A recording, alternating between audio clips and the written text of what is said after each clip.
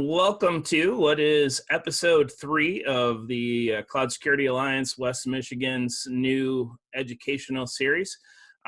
This one is a bit of a follow-up from our last meeting that we had, our virtual meetup, where we had Bill Osborne from Experis come in and talk about the IT job market, given everything that's going on right now with COVID-19 and what we think will happen after all of this is done as well.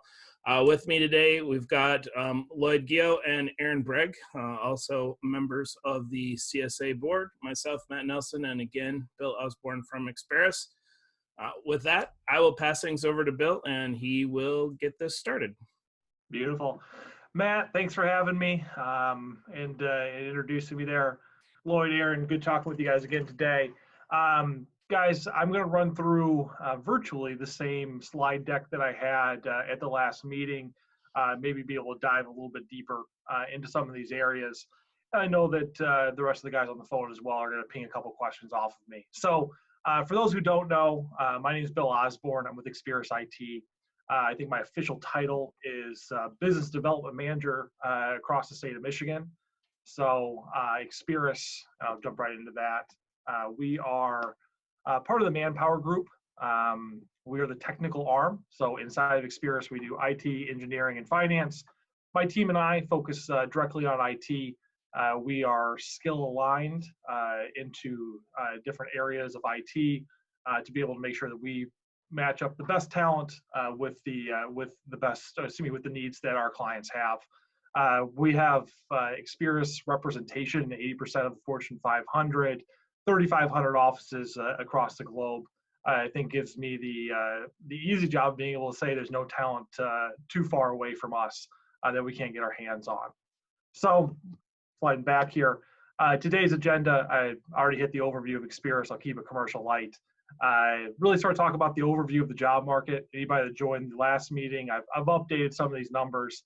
Again, I want to move past that fast because we all know what it is. We're all being affected by it. We see the news. There's enough bad news out there. I don't need to pile on top of that. But really focus on how to position yourself best for new opportunities. What that means, what it takes to be more proactive instead of reactive. Because the last few years, a lot of phones have been ringing with IT unemployment hovering around zero, in some instances going below zero. It's a brave new world. We'll chat about that. Been hiring on uncertain times. So if you are in the position where you are hiring currently, how do you negate risk?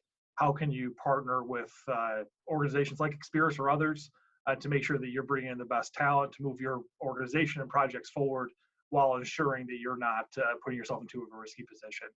And then as questions come up, we'll attack them. But if anybody has anything at the end, we can go over them as well. Cool. So some of these updated job numbers, the week of 4/5, there was 219,000, pardon me, unemployment claims in Michigan. We've had more than 1 million claims in Michigan during the pandemic. Previous high in 2009 during the Great Recession was 77,000. So a little bit different situation, right? Real faucet being shut off as we've stayed home and stayed safe, and the essential versus non-essential, right? That's made some effects into the market. But still, some pretty staggering numbers. And I thought this is an interesting fact, too. 1 out of every 5 workers in Michigan and Pennsylvania, so think about very manufacturing-based states, 1 out of 5 every workers have applied for unemployment benefits, compared to Florida or Texas, a little less manufacturing in those areas. Isn't that also a little bit because some of those states have looser stay-at-home restrictions now with businesses? Yeah. Are you expecting that will that number jump up a little bit? I know today they announced their South Coalition, right? It's a very interesting time. The northern states are trying to work together and protect everybody, and the South is kind of just doing what the South does, for better, for worse. Yeah. So do you expect those numbers to go up a little bit? Should they get hit with a wave? Yeah, I think that this, again, right, from a very outside perspective, it's interesting, right? These are going to flux as COVID hits, right? if you're where your state's been affected. Obviously, Michigan was one of those, outside of the coast, right? But one of those leading states that they were hit some of the hardest. And then also with the way that we work, right? More manufacturing based, some essential, some not. I'd say more that automotive flavor as well, right? A lot of non-essential inside of that, outside of small pockets, right? Of course, a lot of organizations are retooling and supporting healthcare. But I think that, Aaron, maybe the easiest way to answer it is this is going to be up and down. This is going to be, I foresee this being throughout the year, probably longer. As states see an influx of COVID and they have to take measures to be able to keep people home, keep them safe, that these could really turn around as states are able to open up. Like you're saying, there's the Alliance of the North, the Alliance of the South, and different ideas on how best to reopen the economy. You're going to see these numbers flex, and there's going to be areas that probably get back to a somewhat semi-normal more quickly, and there's going to be states and areas that lag behind. All right. No, that makes sense. Thank you. Yeah, no worries. So I think the biggest thing, right, the facts are the facts, and I think we all know them. We all read the news or hear the news. So we sort of understand that, but there's going to be more competition than ever for jobs. I would say from my experience from, going out and recruiting and trying to find talent, it's been an incredibly candidate-driven market. When I say candidate-driven as opposed to opportunity-driven, means who has the power. So when we talk about unemployment, I keep saying a month ago, but I guess I have to say 2 months ago now because of how long we've been in lockdown. Your phone rang as a candidate, right?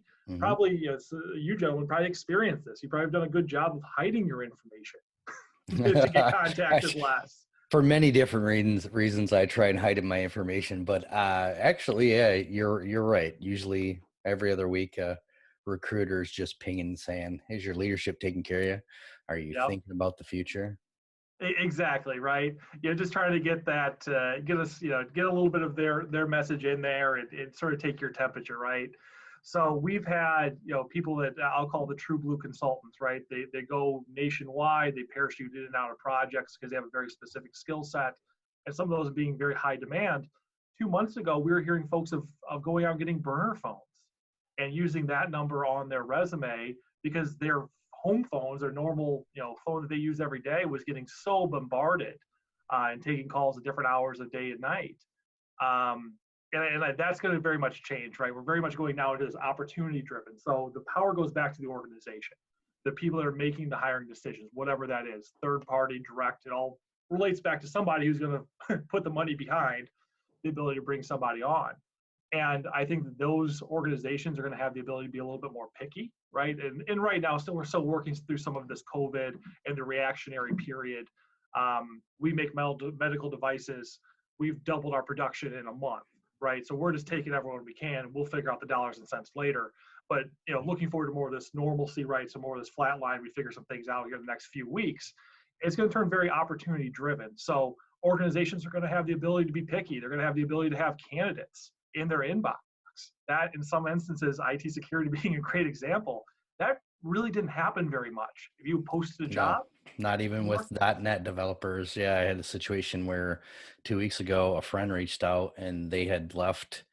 They left Spectrum to start their own business, and they were doing phenomenal. But they ran into a situation where, they had some big name clients like Nike and Patagonia, maybe, and others. I mean, they were doing really good, and now all those marketing campaigns have stopped for now, and then it directly impacts. So the fact that a high quality .NET developer is now on the market would have been unheard of 3 months ago, unheard of. And even, different, we're slowly starting to see the impact even in security with, the higher dollar leaders and, CISOs and stuff like that in certain areas, because, some companies have the knee-jerk reaction of, oh my God, well, we paid this guy, blah, blah, blah, and we have to shave stuff. And I think for some of the companies that are trimming too much in security, that's definitely that'll have impact down the road. Right. I think that, again, I think it's a really good point, Aaron. A lot of different backgrounds in IT are in some different spots right now. But like you're saying, some of those very hot button areas, your developers, Java, .NET, So your security folks, right? I mean, I think they're opening up, right? Canons are opening up, and I think a lot of times you get very adjusted to the easy, because like as all humans, we like easy. That your Hmm. phone rang and you were able to have some mobility. You had options that when I look at my crystal ball are really going to get slimmer. So it's going to be about relationships. It's going to be about marketing yourself. It's going to be about being competitive inside of a job, instead of the job. So a little less of the employer trying to persuade or find you, and you need to find them. And the last point I put on here is just be agile, right? I mean, right now we're in some volatile times. So maybe you've never thought about working on a contract or project based work.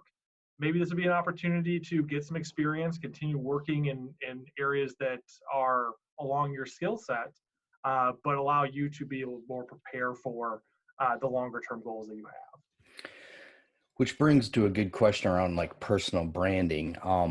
I've been mentoring a couple of very talented security individuals here in West Michigan, because it's one of those things where, branding is, I think it was key before, and now to your point, it's absolutely important now, because when you need to set yourself apart, because my current director in my role, he has a saying around, do you want to be a character or do you want to be a persona, right? Hmm. And there's nothing wrong with like either one of those. It's just like, which path do you want to take with your personal branding? A good example of a great character is Chris Roberts, right? The dreaded Yeah, Chris Roberts. I mean, he is a phenomenal character. He's a great guy, over the top, but that's part of who he is, right? yeah, And that's okay, because that's a character, and that's all the things, that's his learning path that he wants to, to educate people on, and it's awesome. And yeah, then you can have another version of awesome, which comes down to like personas. Do you want to be, do you want to be a manager or a leader of a different type of way? Chris is an educator, outgoing educator and everything else, and that's his brand. And then you have the flip side with a persona. Do you want to be a leader, or you look, what do you want to be? So it's not, there's different grades of professionalism now. And I think what's happening in the current job market and just the current state of COVID in general is God, I wish I remembered which website had the article, but it talked about professionalism, how even professionalism is going to change, right? Like, mm, think about, again, going back to Chris, not trying to pick on him, but, I'm sure that FBI at one time, when he was doing the whole airplane stuff, wasn't really taking him seriously because the way he looked and everything else. And, that's something that needs to change, right? Just because he's wearing a kilt and has a purple beard doesn't mean he's an unintelligent person.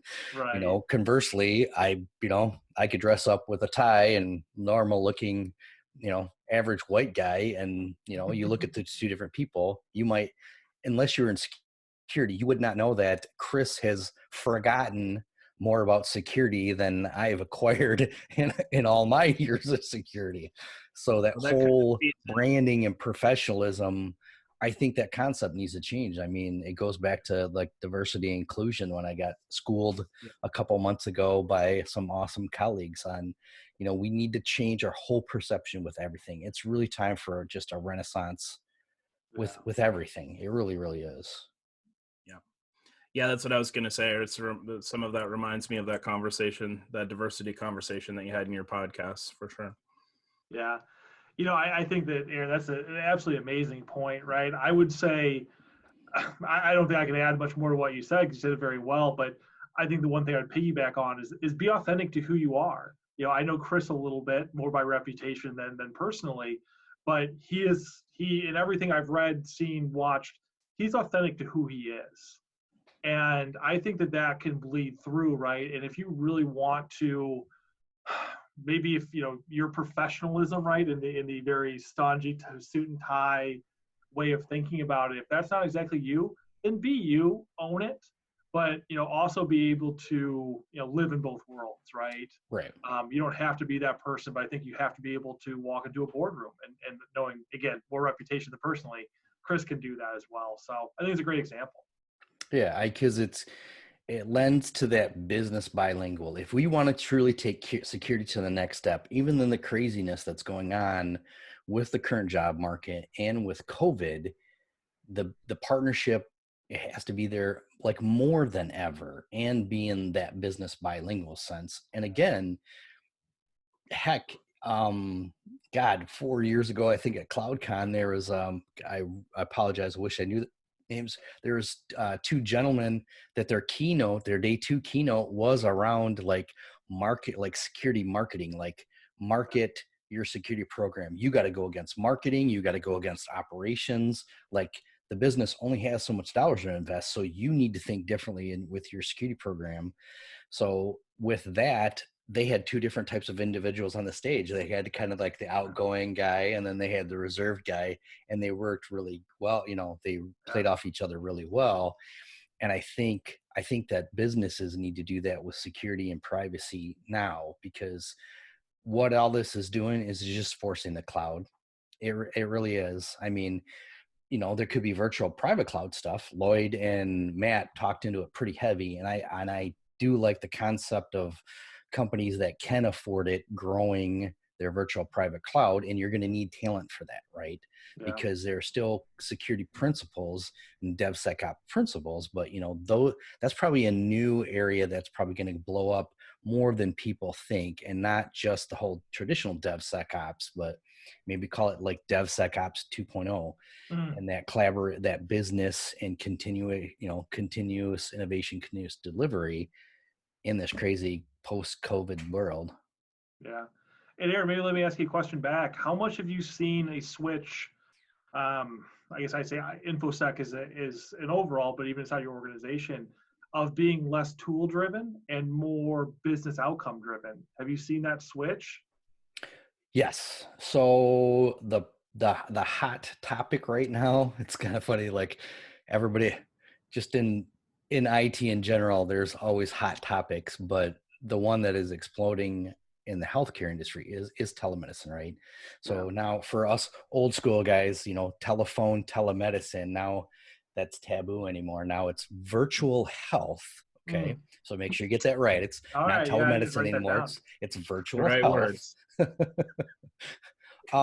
That's the biggest point, right? Like that has been the biggest example of blending business and security, because we have we've fortunately worked with some wonderful developers, some good leaders on the development side. And while I don't see them eye to eye, I don't always see with them eye to eye, I do respect their opinion, and they've come up with some great ideas. And then we've had to adapt from, security professional side to say, okay, if you strip out, your normal, okay, this is cloud or this is 30 provider, and you just strip away all that and you just purely look at the data flow, and then you can find those negotiating points, right? So so virtual health, I think, is another area that it's exploding now, but I don't think it's going to go away. I think you're going to think it's going to cause like development teams and innovation teams to think even further ahead. So, they're doing the client list stuff, right? So it's, you have your grandma that maybe doesn't have a phone, but she has an old computer, or she has, she can go to the library for her stuff. Now, what do you do when you want to do virtual health with somebody that doesn't have an app, right? So now they're taking that next step. They're doing the client, the appless connections to be able to get them to still talk to a provider, their privacy concerns and everything else. Yeah, but again, it's that business blend. Are you willing to take on a little more risk? So I think the job market, is in relation to the job market, is those innovators still have a place, right? Like, well, think about this Apple Watch right here, right? So now you have people, what are new ways to uniquely use that Apple Watch? So I think development itself has slowed down, and you may not have people as much building traditional websites, but maybe those developers shift into, like you said, go out of your comfort zone a little bit, shift into, okay, well, you know what? I know about APIs and I know about this. Maybe I can go, work for X company because I have the API information, or like even if security person, can get let go, because Lloyd and I know, we're in the healthcare system. what what's secure today might not be secure tomorrow. So even, I mean, we would have to adjust. So let's say hypothetically I lost my job tomorrow, right? What would I do? I would know and take all the things that I've experienced over the last 3 months and then market those, right? So, okay, I've been evaluating, doing security recommendations and assisting with risk assessments for telehealth stuff. Okay, so what other things can I use it for?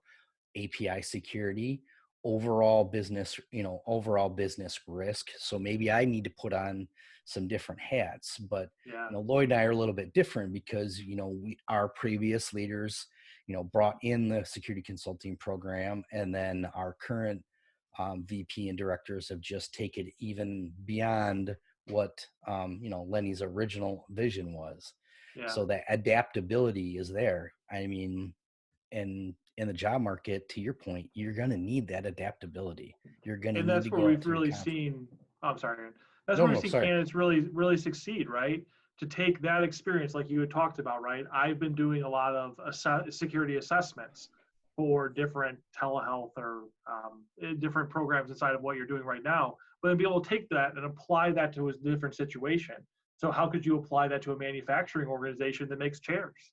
I'm sure that there is, right? But I think the ability to connect those dots internally, especially on the fly when you're in an interview, those are the folks that are really going to be successful. And I think that takes practice. Some people are just, gifted with that ability to connect A and M and be able to figure out all the letters in between as to, all those small steps to make that make sense to whoever they're speaking with. But I think those individuals that practice that skill set, that think about it prior to going into an interview. I'll tell you, we do a lot of preps. Part of our process is to prep every candidate before they go in front of our clients. You ask, hey, what do you know about X company? I don't know. I haven't looked yet. Your interview's in 24 hours. You got to do a little bit for yourself, right? I look at myself or our organization, we're shepherds. We help you get there, and we can help guide you to get there. But you got to have initiative, right? And those are the individuals that, as this continues to get tighter and tighter of a market, those are the individuals that are going to succeed. Those are the folks that are going to really be able to market themselves and do well. So, Bill, I think going back to your point about security being more connected with business, this is all part of digital transformation for every organization of every vertical. I did a presentation on it yesterday, and some of the research that I was doing and getting ready for that presentation is saying that the thought is what 9/11 did for physical security, COVID is going to do for cybersecurity. And a lot of that has to do with the fact that organizations are going to have to, if they haven't already started going through digital transformation, which is a business initiative, then they are going to start to have to do that now. And so as part of a technology or a security team, IT is all going to have to get much more business intelligent. Yeah, I'm not a futurist by any means, but this is going to change a lot of the ways we go about doing our day-to-day, right? I mean, organizations are reevaluating the value of an office at this point, right? We've been remote 5-6 weeks, where we sort of stand inside of that. Do we need to go back? Do we need to take that overhead to be able to to stare at each other as opposed to jumping on a Zoom or a Teams or whatever your tool of choice is? So I think that digital transformation is really going to get forced upon us, and that's an interesting topic on its own. But if you do find yourself looking for a job, right? Good transition, right? I do want to talk a little bit about sort of those best practices, right? I hope this is where I can add value to anyone who's currently looking, maybe looking, or just want to know what if, right? I think that we all sort of avoid calls from our bosses on Fridays right now. But, I think a couple areas to really look at. Just kidding, Jamie. But brushing up on your LinkedIn, right? So how does that, how are you presenting yourself? Goes back to what you were talking a little bit, Aaron, right? I think LinkedIn is the new Rolodex. It's how, if I need to quickly look at somebody saying, either for a position or a business partnership or any kind of information that I want to quickly get, I sort of just jump on LinkedIn really fast and throw it in there and go, oh my gosh, okay, that's what yep, I thought that's what Aaron did. Maybe I can pick his brain about that. Or I want to talk about the CSA, so I'm going to throw Matt's name in really quick and grab his contact information. And through that, I'm going to learn a little bit about him. If I know him already, if I don't, I think you can always sort of dig up a little bit more about somebody. I'll cover a little bit about resume best practices. Disclaimer here, million different ways to look at this. And people get paid, this is their full-time job to write other people's resumes, and they're professionals at it. This is just some things that I've seen work well for our candidates, myself personally, and to some of that organizational knowledge that we've acquired in the last 40 years with Manpower, sort of our take on it. And then engaging your network. I think we touched on it a couple times already, how if you do find yourself looking tomorrow, how are you going to quickly get back to work? And I think your power a lot of times is in your network and who you know or who you've networked with over the years. And then once you do get that interview, how are we going to ace it, right? How are we going to put our best foot forward to get there? So I guess attacking LinkedIn first. This looks familiar. Yes, we've hit this one. I'll pick on Matt again. Matt, would have been funny if I would have just had a totally different LinkedIn profile and been like, you were, it was there. But after I retooled my deck, I realized it wasn't as good as I thought it was. I said I had a version 2, and here's where that slide is now. Matt, you do a really good job with it. And to cover those things again, if my mouse, I don't have my mouse plugged in. So here we go. So starting in the top left corner, again, if I could take one congruent screenshot, I would have, but it would have been an eye chart as opposed to useful information. So the first thing anybody sees when they click on your LinkedIn profile is your name, your photo, and your banner. I don't know what you guys feel about photos. Have a photo. If you don't have a professional headshot, grab that best picture of yourself and cut out, the significant, whoever you're next to, and put that forward, right? I mean, I think there's a lot of sayings about first impressions. If you're to click on a LinkedIn profile, that's one of your first impressions, is just that. So Matt, with a beautiful professional headshot there with the one arm lean. Actually, my wife took that one at a hotel in Detroit, so it cost me literally nothing. Yeah. See, that's all you need. Right now, all you need is an iPhone and someone with an eye for it. So that's awesome. A big thing I always like to talk about too is your header. That's what this section is called right here. I have sort of a goofy one right now. I think mine's like connecting the best talent in West Michigan with the best opportunities. I go back and forth on that a little bit. I do like, especially if you're looking, unfortunately, if I was furloughed or laid off or let go tomorrow, I'd probably quickly change that to technology business development manager or something of that nature, right? Because when I'm trying to find out what you do, that's the first place I'm going to look. And if you make me dig, right? If I'm a talent acquisition person for an organization directly, and you applied, and I'm trying to figure out who you are, that's going to be some of my first looks. Or if you're in third-party recruiting like myself, some of the first place I go. And if you make me dig, I might be in the mood for it some days, and maybe I don't, right? So just say it. And that way I know who you are, and that intrigues me to go a little bit farther. And Matt does a great job of that, right? Client Solution Architect at Optiv and President of the Cloud Security Alliance West Michigan. He made me change mine. Mine now says both CSA stuff and stuff at a local major healthcare organization. And I think that's interesting, Aaron, because when I read that sentence, right, my brain goes to, okay, I know what he does, I know where he works, and I also know he's tied to the community. If you're going to be president of CSA, you probably care a little bit around for your fellow individuals in cloud security and your local community as well.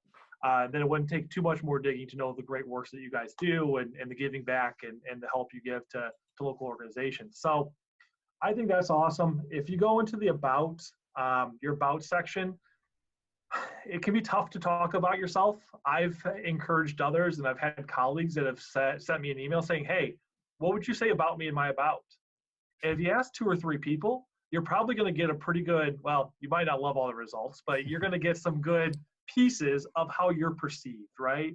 Right. And you can weave those into what you do. But again, Matt, you do a great job. You talk about what you do from a big picture, then you get down into the nitty gritty a little bit. And you don't talk in a third person. I mean, that's one of my pet peeves is some people think you need to talk in a third person. You don't need to talk to the third person. Like that person is viewing your profile, so they're imagining having a conversation with you, not Bill Osborne is narrating. So Matt Nelson, it was a solution architect with more than 20 years of global experience. Like, although if I was going to have someone narrate it, Aaron, it would be you with that voice. So. Yes, Aaron, I might, you might get an email from me afterward, right? See what we can do. But you tell what you do, right? Again, if I'm scrolling through this, if I am someone who is hiring individuals and you've applied, or I'm proactively recruiting, I have a decent idea what Matt does, and it makes me want to drive a little bit deeper into it. And Matt, I swear I'm going to do it. I haven't yet. I'm going to put this, what I do outside of work. I love this because we all connect personally, right? I mean, a job interview, the whole process, right? Not just the interview, but from first resume look to someone, researching you, if you've applied or they're, recruiting you, whatever it is, it's making people like you and know you and understand who you are. So I think the example I gave last time was, I like to fish. I'm really more killing worms than anything else. But, I would probably, if I was recruiting Matt, I would talk a little bit about who I am, what we do here at Experience, why I was reaching out to him. And then as we sort of got to that conversation, I guarantee I would say, so I saw that fish, man. Like, what was that? Like, where were you? Where did you get into it? And now I know Matt. And then you would have to spend 2 days listening to his fishing stories. Yeah. I can talk about fishing like Aaron can talk about security. There you go.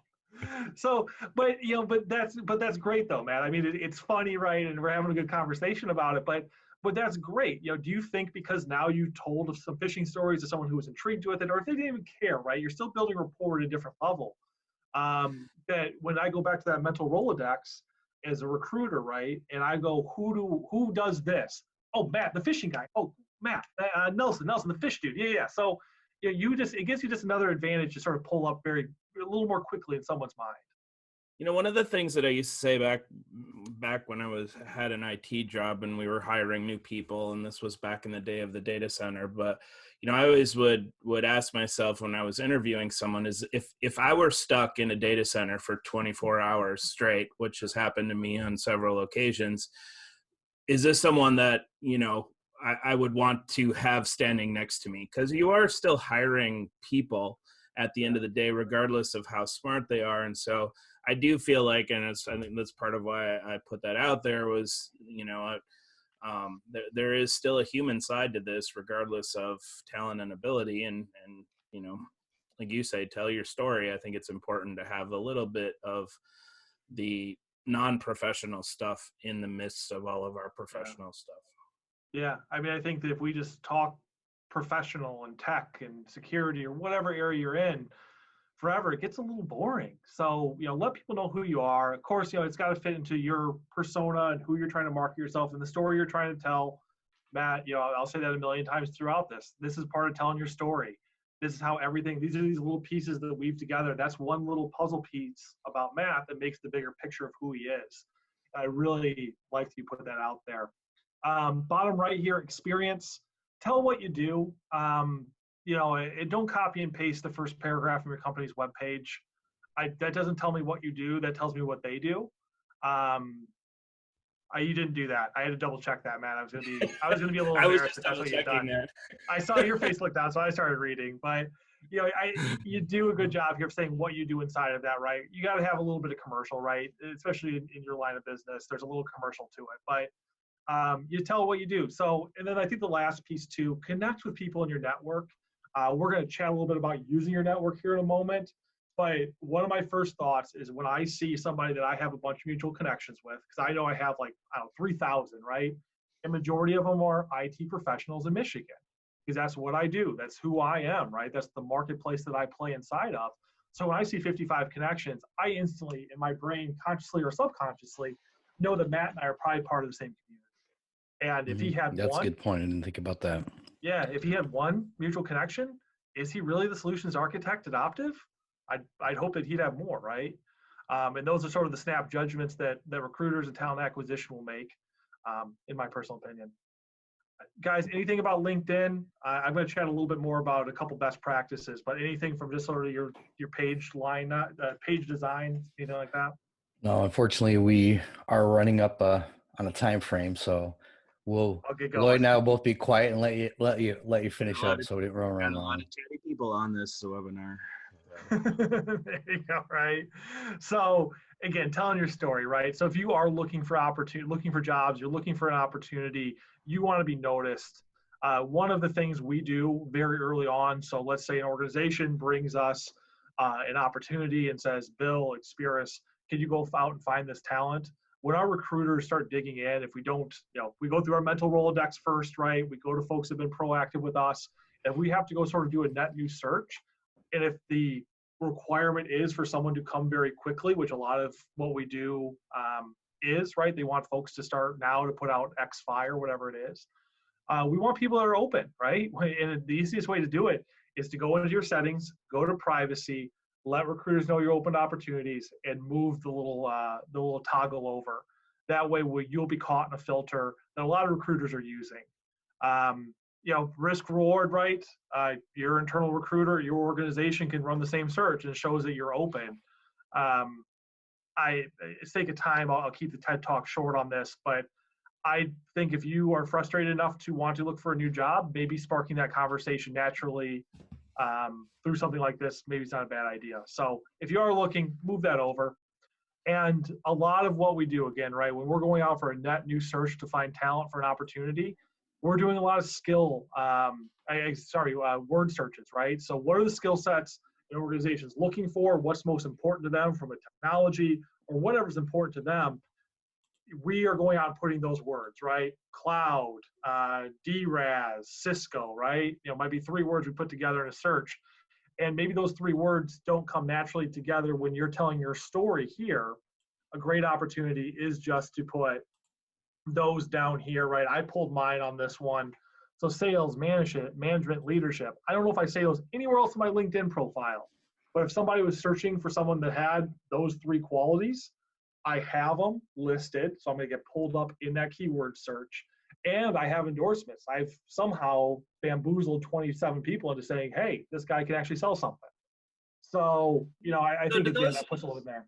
Sorry, Matt. Do those endorsements, because I find that, I've got a couple, but I don't really proactively ask people to do them, or I've given a couple, but do those carry some weight from a hiring standpoint? It's so varied what people put into them, right? But I would say at absolute minimum, it's going to allow yourself to show up in more keyword searches. Okay. And if someone does take stock in those or, does weigh them because maybe they're proud of the amount of endorsements and skills they have or something like that, right? You have them and people can click on them. But if I wouldn't spend a lot of time going out and asking all your friends, family, and coworkers to click on those for you, right? Or hit the thumbs up on that end. I think it's just good to have them out there. Okay. So flipping over to resumes really quick, and I think I can hit the gas pedal a little bit here. I think one of the biggest challenges we have, or excuse me, that we hear from candidates looking is from tenured employees. And I think that because of the current economic situation, more folks that have been at XYZ company for 5, 10, 15, 20 years might find themselves looking right now. So if you've worked at a company for, like this individual had 10 years and has done a lot of different things, and full disclosure, I think this is a project manager, so think about all the different technologies and areas that they touch. How do you get that across in a couple pages? I know we had the conversation during the meeting was, is 2 pages enough? Is 1 page? Tell your story as long as that is. I think in the back of my mind, whenever I submit a resume, I would want to know that I gave all the information that I found exciting and pertinent about myself and didn't cut something out because it went on the 3rd page. Well, you can always make it look nice. So I think the biggest thing that this person did that really stuck out to me, and I literally have this resume saved on my desktop because I think it's just such a great example. I've blocked everything out so I can share it a little bit, is that they talked about their overall. So in these 10 years, here's the big picture of what I did, right? I was like global digital CRM, campaign management, loyalty, customer experience, and e-commerce personality. Deep breath. And some of these bullet points are more of that big picture around that, right? What are sort of the bigger things I've done? And then if I could take 1 big page, I would, but don't want to make it an eye test. Underneath that is broken down into these subsections. So for X project that I was managing or X team I was on, right? You can apply it to however it works for yourself. Then you really get into those nitty gritty about what you did inside of that role or that piece of time for that organization. So now I got the big picture, right? I know that, I know that you've worked in an organization, you've done a bunch of different things. Now you're explaining what you've done in those different roles you've had or those different projects or those different teams, because we all wear a ton of different hats. You break that down. And then below that, they give the business outcome. Probably as much as I'll say, tell your story, I'm going to say, show what you've done for the business, right? Because it's great, technologies, but how are those applicable?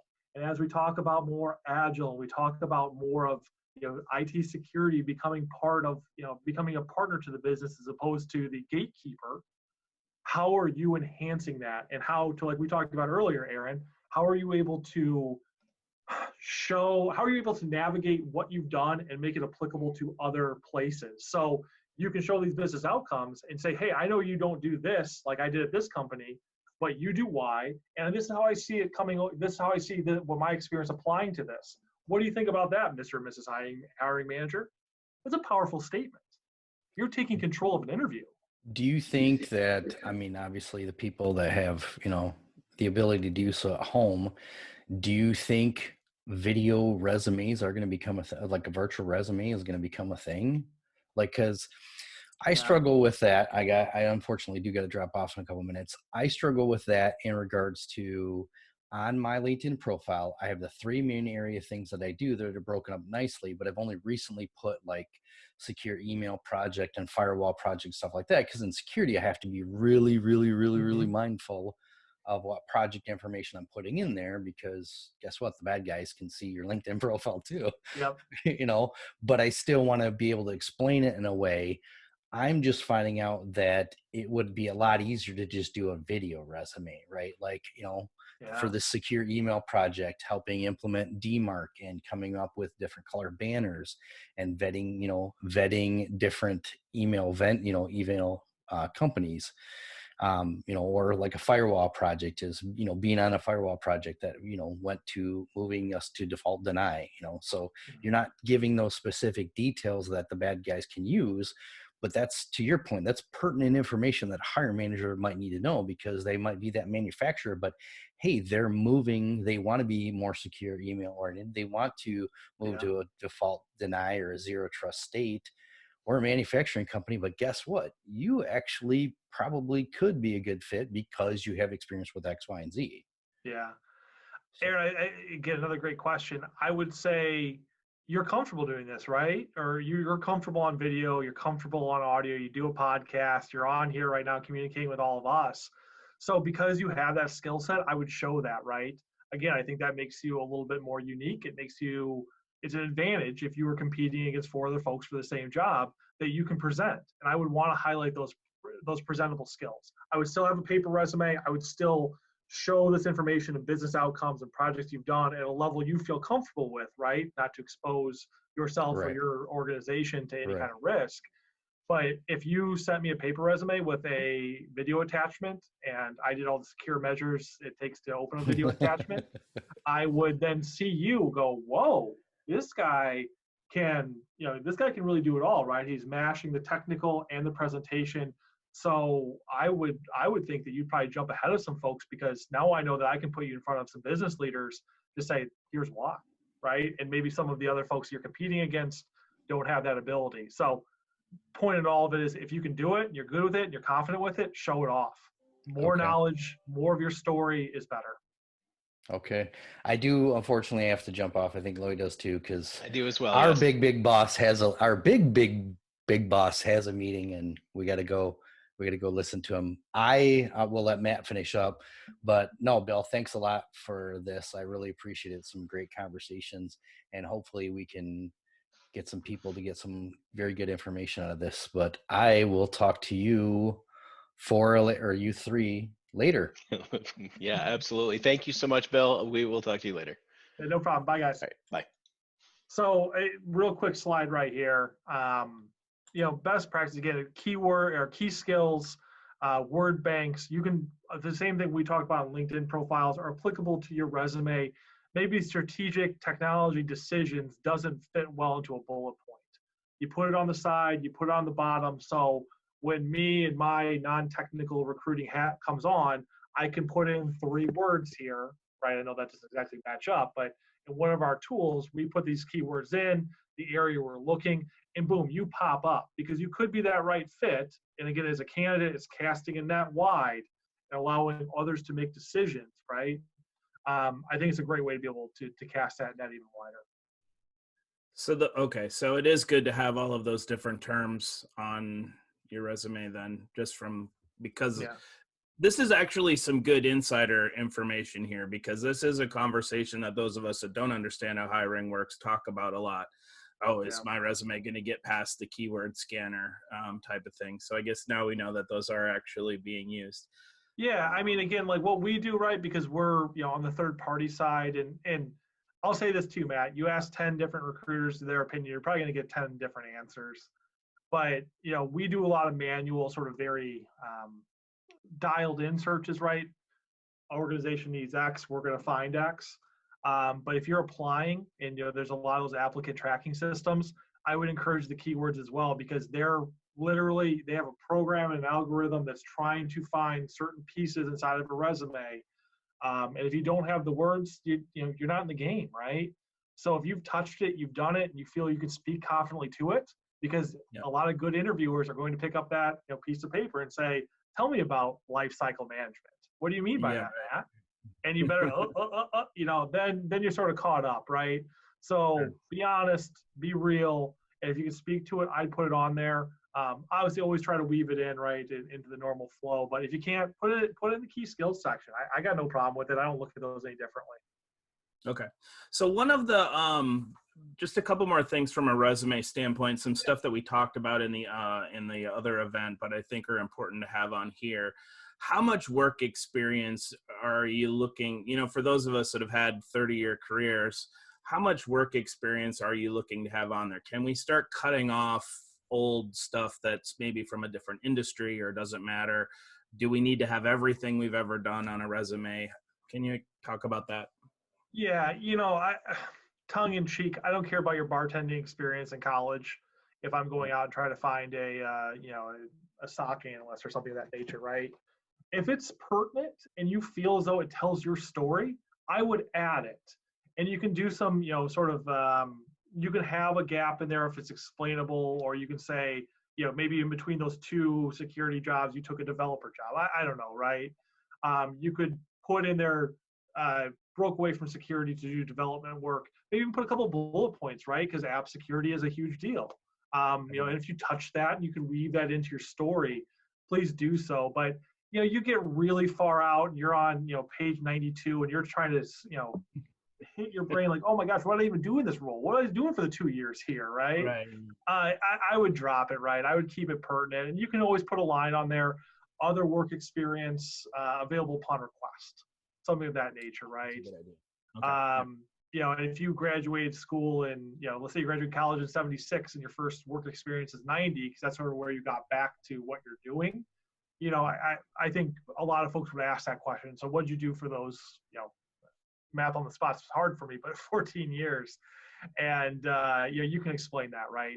I think it's just getting in the room to have that conversation, to tell your story, to have a story to tell, then you can fill in those gaps. And that can fall back more on the conversational piece and you just knowing yourself and what you've done for a long time. Okay. All right. Yep. Good to know. Cool. And then, I think this is probably the last, one of the last pieces actually searching before we get into interviewing. Engage your network.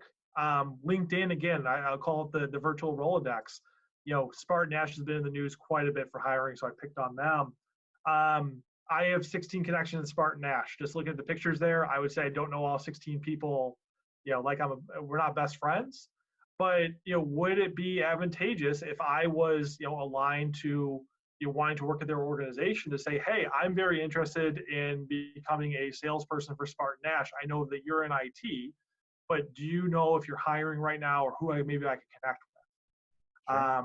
Sure. You don't want to spam everyone, but shooting a message, people generally want to help people, right? I mean, that's sort of human nature. So, you shoot a note. And I think on the back end too, right? A lot of organizations have some sort of referral bonus. Someone gets hired in. So why wouldn't a lot of times, Matt, if I said I want to work at Optiv and I say, here's my resume, you might, it's a quick forward for you that might turn into a couple $1,000 if your organization did it in your paycheck. So I would explore I have those. just recently done that for that reason. I mean, one Exactly. person is a good fit, but two, we do have that. So yeah. Yeah, I've had a couple of them, right? It's awesome. So use your network. I think LinkedIn's great. You personally know somebody, pick up the phone, talk to them, right? You never know who they know. At least you're going to get a general idea, right? You call someone at Spartan Nash, or let's say someone that's outside of the news, right? And you call them and say, hey, what's going on with your organization? First, be human, ask about how they are, but how's your organization doing? Are you hiring? Is everything going well? Do you know anyone that plays in X space that I want to get into? And I think a lot of those connections come where you might not expect them. It falls back to a lot of networking. The CSA group is a great group. I've gone to, I think, pretty much every meeting. And I would say that especially if you're a practitioner, you're going to be very amped to help somebody else who's a part of that. So connect with folks personally on LinkedIn, get business cards. So if you are in the market, right, you can call somebody and say, hey, we sat next to each other at the February CSA. We had a beer together. I'm really interested in Spartan Nash. I see you're working there. I don't know what you know, but can you help me, right? And I think a lot of things you can get a lot clearer picture of the marketplace, and also you don't know where some of these introductions could lead to. Yeah, I agree. I can't wait until we're actually able to all get together and have a beer again. Right? Oh my gosh, I would. There's a lot we have of some big plans for some. We're going to amp it up a little bit because we know everybody's been pent up. So we've got some good stuff planned whenever we're able to all be back together again. Hopefully sooner than later. But yes. In closing here, right? We've done all this work, right? I've talked way too much of all this setup it takes to get to this interview. So you want to do the interview well. I'm going to use it one more time. Tell your story. So an interview is a chance for you to say who you are. Interviews are tough. I would say I sit on a lot of them. Part of our standard operating procedure is for us to make sure the technology gets connected and everyone speaks if it's not in person. So I hear a lot of interviews, and interviews that are yes, no, question, response, right? Have you done this? No, I haven't. Yes, I have. Those are tough, right? And if I've worked so hard to market myself and put together a great resume and work my network to find an opportunity, you're doing yourself a huge disservice if you get in sort of that question response type interview. I mean, you want to tell who you are, you want to really highlight what you've done. And the best way to do that I've ever seen is use examples. So like Aaron was talking about earlier, right? He's doing this, he's doing a lot of assessment work right now inside of the hospital group. So how could he apply that elsewhere? And I think that's a great way of saying, someone asked, have you done assessment or security assessments? Yes, I have. It's been for this industry, but here's how I think it can work for you. And here's one great example of what I did, what my team did, what our team outcome was, and what my outcome was, and was it good or bad? And I would say folks that have practiced this, I wouldn't pull it out of your back pocket the first time as I have an interview, but you could give examples that don't go positively. People fail, projects fail. It's part of what we do. It's how we learn. It's how we get better. And if you just tell me all the time how great you are and how everything's been rosy your entire career, I'm probably going to call on you. So right. I think it's great to say, it didn't go great. Here's why. And here's what we learned. And here's how we bounce back, right? I think that's powerful to an organization and to someone who's doing an interview to really understand that, you can fail, but you can learn from your failures and overcome. Have you ever seen that, Matt, when you've been interviewing? What about that what's your greatest weakness question? What are you looking for from people when that horrible question gets asked? Sorry, not specifically, but I mean, are you really looking for like full-blown honesty there, or what would your recommendations be for people? I work too hard and I care too much. Joking, but no, I think that I think that's a question we get quite a bit, is that I think it's sort of a tough question in general. I think interviewers use it sometimes because it's tough and you want to put people on your toes, right? You want to see how they react to things that aren't, cut and dry, right? But I would say be honest, right? If someone asks me that, what's my greatest weakness? It's not being able to close Teams before I jump on a recorded Zoom. But outside of that, it's, I might say something like, I personally, I don't organize well, right? My desk is a mess. I have notes all over the place. I've lost notes because I, for whatever reason, love to write on the back of used papers like this, right? I have notes all over this, right? Yeah. And it's hard for me to organize. But Matt, let me tell you, something I've really been working on is getting better at using my notebook. Exactly, right? Just to further the example, I've been really trying to use a notebook a lot better. I know it's something silly. It might not be the biggest thing in everyone's world, but that's one of the weaknesses that I've really been personally working on. And then you can give examples to that. So be working on something, have a weakness, try to be improving it. But I would say keep it, maybe the biggest piece of advice I could say is keep it small, keep it controllable. I see a lot of people say, I have a lot of problems with coworkers. Whoa, that's a can of worms. Yeah. And you might not mean it in that context. You might say, like, literally, I sit next to the most annoying person on earth and I can't handle the way they chew. But that's not what I hear as the interviewer. I hear people problems, watch out, get out of the way. Yep. Makes sense. Okay. So I think the last piece too in here too is, it's the world of Zoom right now. We're on one right now instead of talking in person. Interviews are happening that way. I can tell you, we're setting them up. People are still hiring. There's not an out of office for the whole state of Michigan. But, when you do take a Zoom interview, think of it just as like being in person, dress to impress, right? We might all be in sweats. You might have shorts on the bottom, have something nice on top. Have a good background. I'll tell you from so many clients, we hear, hey, we do want to talk to them on video for whatever that is in the process. And then a lot of times the next thing out of that person's mouth is, but we had this really terrible experience where the candidate was amazing on paper. I thought they were going to be an absolute perfect fit because I had some great personal references from them, but they got up 13 times to take care of their dog. Like, why couldn't they just lock the dog out of the room for the time? Well, maybe the person could or couldn't, right? But that's the only thing that the interviewer remembers about this candidate is that they could not keep their dog out of the room and they had to interrupt the interview 13 times. So they probably were the right fit, but they didn't show that they were. So act like you're in front of somebody. Yep. Good stuff. And then I think just the last piece, I'll keep this really tight, is, thinking about hiring differently. If you are in a position to do out there hiring right now, a lot of what we're talking about right now with clients is risk. Risk means a ton of different things. In hiring, it means we might be able to move forward right now, or we have a mission critical position we need to fill. But to bring somebody on full time, to invest the time to train, to provision equipment, to get them set up with our insurances, you're going to pay quite a bit of money on the upfront in that first 6 months before you get a lot of productivity out of people in a lot of situations. So that's the risk, to hire somebody to have to lay them off. And now we're talking about unemployment, right? So you're sort of getting blood on both ends of it, both the setup and then the offboarding. So, organizations like ours, there's a ton of them out there. I did a quick search for recruiters in West Michigan, 1,800 came up. Once I cleared the tears out of my eyes, I realized that number is probably what it is, right? So there's a ton of folks out there that can do these kind of things.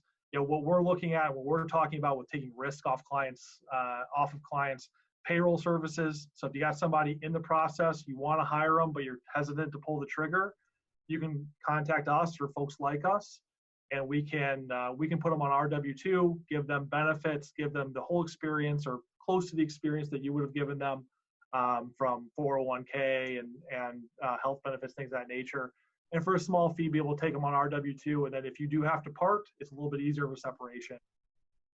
Contract to hire, what I mean is we go out and recruit the folks, we deliver them to you, they work on a contract for an organization for a set amount of time with the goal of them converting to a full-time employee once, for this instance, right, once COVID gets out of the way. And then more project-based hiring. If you have something that is literally burning down, a project that can't stop, a mission-critical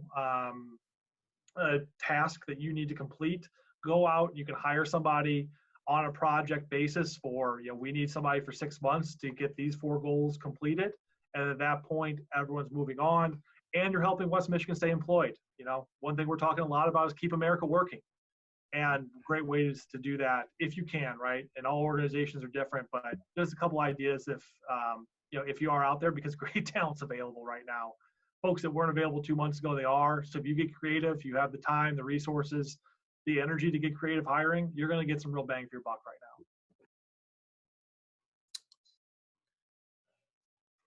now. All That's right. all I got, Well, Matt. yeah, no, this was fantastic. We filled an hour, which is pretty good. I think this is an important topic right now. I think it's a great time to have this. So Bill, thanks for doing this for us. Here's Bill's contact information is on this screen. So feel free to reach out if you're someone looking or an employer, right? I mean, both can reach out to you for assistance at this time. So appreciate everybody listening, and you know, like, subscribe, all that fun YouTube stuff that I'm too old to understand, but we're working through it. And we'll talk to everyone soon. Thank you. Appreciate it, guys.